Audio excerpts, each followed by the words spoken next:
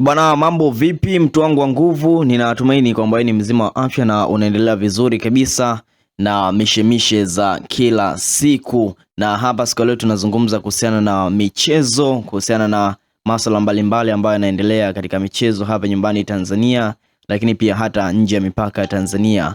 Kwa hapa nyumbani Tanzania hivi sasa siku leo ndipo rasmi dirisha la usajili linafungwa kwa ligi kuu ya Tanzania bara, ligi kuu ya NBC, lakini pia ligi kuu tayari imeshaanza tangu hapo jana. Michezo mbalimbali imekuwa ikipigwa katika viwanja mbalimbali hapa nyumbani Tanzania, lakini kikubwa ambacho kinaendelea hivi sasa ni zile hatua za mwisho za usajili, ambapo klabu ya Young Africans imekuwa ikiongea kwa muda mrefu sana kwamba kuna mchezaji X Factor kuja kumtambulisha na wamepanga kumtambulisha katika uwanja wa KMC Complex, ambapo jambo hilo tayari limeshafanyika na mimi nipo hapa kukuambia ni mchezaji gani ambaye ametambulishwa ndani ya kikosi cha Young Africans, mchezaji ambaye amekuwa akisubiriwa kwa hamu kweli kweli.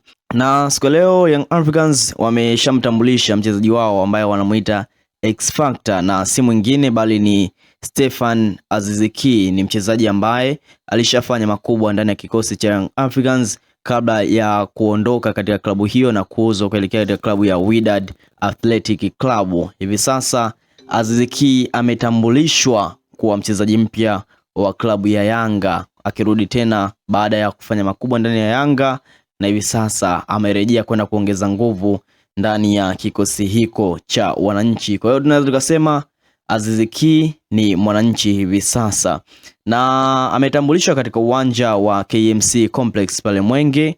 Wana Yanga pia wakiwa wamekusanyika pale kwa pamoja, wakiwa na big screen, wakiwa wanaendelea kutazama mchezo wao dhidi ya Namungo ya pale Lindi, kuhakikisha kwamba kila kitu kinaenda sawa, na ndipo mchezaji huyo ametambulishwa.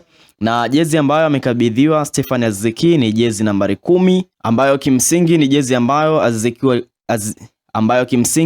ambayo Aziz Ki alikuwa akivaa kabla ya kuondoka ndani ya kikosi hicho cha wananchi Young Africans. Bila shaka ni usajili mzuri, kwa sababu Aziz Ki ameshacheza ndani ya ligi kuu ya Tanzania bara na ametuonyesha ubora wake akiwa na kikosi cha Young Africans, na ameipa mafanikio makubwa sana akiwa ndani ya kikosi hicho kwa michuano ya hapa nyumbani Tanzania, lakini pia hata michezo ya kimataifa. Sio mbaya wewe ambaye unanisikiliza na kutazama video hii ukiniambia, je, unaona Aziz Ki ataongeza kitu gani ndani ya klabu ya Young Africans?